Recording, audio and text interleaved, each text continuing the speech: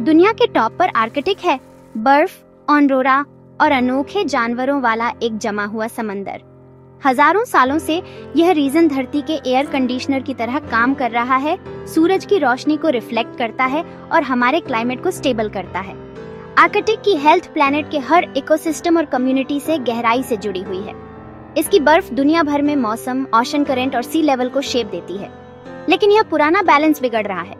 Arctic की बर्फ बेतहाशा तेजी से गायब हो रही है, जिससे ग्लोबल सिस्टम में रुकावट आने का खतरा है। बर्फ पिघलने से सी लेवल बढ़ता है और एक्सट्रीम वेदर आता है, जिससे पोलर सर्कल से दूर लाखों लोगों पर असर पड़ता है। आर्कटिक का बदलना एक चेतावनी है, हमारे प्लैनेट की स्टेबिलिटी खतरे में है।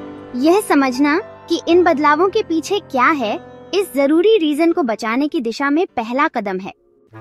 इंसानों की एक्टिविटी ने धरती की नेचुरल ग्रीन हाउस ब्लैंकेट को मोटा कर दिया है, जिससे पहले से कहीं ज्यादा गर्मी ट्रैप हो रही है।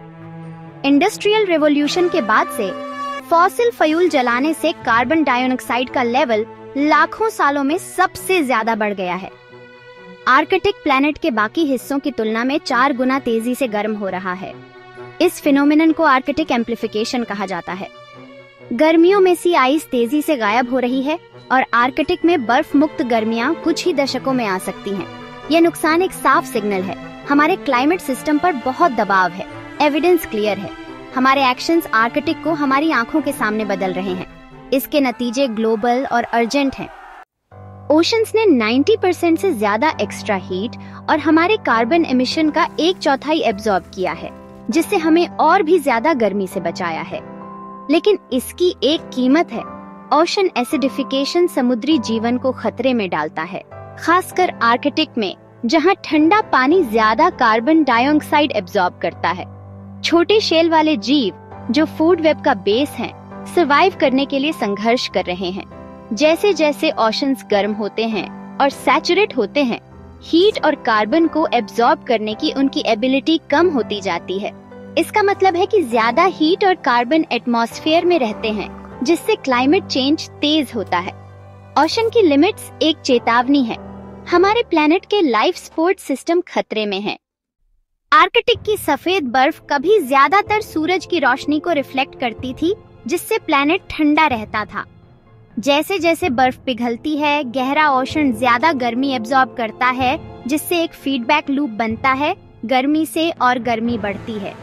यह एल्बेडो इफेक्ट ही बताता है कि आर्कटिक इतनी तेजी से क्यों गर्म होता है।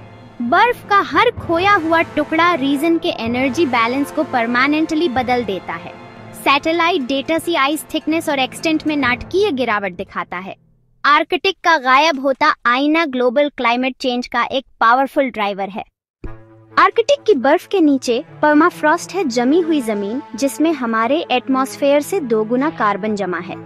जैसे जैसे यह पिघलता है, पुराना ऑर्गेनिक मैटर डिकम्पोज होता है, जिससे कार्बन डाइऑक्साइड और मीथेन रिलीज होती है, जो एक और भी ज्यादा पोटेंट ग्रीन हाउस गैस है।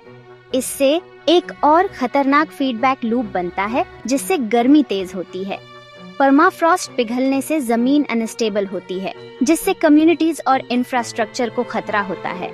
इस कार्बन का एक छोटा सा हिस्सा भी अगर रिलीज हो जाए, तो हमारा क्लाइमेट एक टिपिंग पॉइंट से आगे जा सकता है। पर्माफ्रॉस्ट का जागना एक ग्लोबल रिस्क है, जिसे हम इग्नोर नहीं कर सकते। आर्कटिक के बदलाव ग्लोबल इम्पैक्ट की एक कैस्केड को ट्रिगर करते हैं। पिघलती जमीन की बर्फ सी लेवल को बढ़ाती है, जिससे कोस्टल सिटीज और आइलैंड नेशंस को खतरा होता है। एक गर्म होता आर्कटिक जेट स्ट्रीम को डिस्टर्ब करता है, जिससे एक्सट्रीम वेदर, हीटवेव, सूखा और बाढ़ और तेज होता है। बदलते ओशन करंट और अनप्रेडिक्टेबल वेदर दुनिया भर में फूड और वाटर सिक्योरिटी को खतरे में डालते हैं। आर्कटिक का बिगड़ता जीवन का जाल हम सभी को इफेक्ट करता है। फिर भी अभी भी एक्ट करने का टाइम है। फॉसिल फ्यूल को तेजी से कम करना और इकोसिस्टम को रिस्टोर करना कैटास्ट्रॉफी को रोकने में मदद कर सकता है। जो चॉइस हम अभी करते हैं, वह आर्कटिक और हमारे प्लैनेट का फेट तय करेंगी।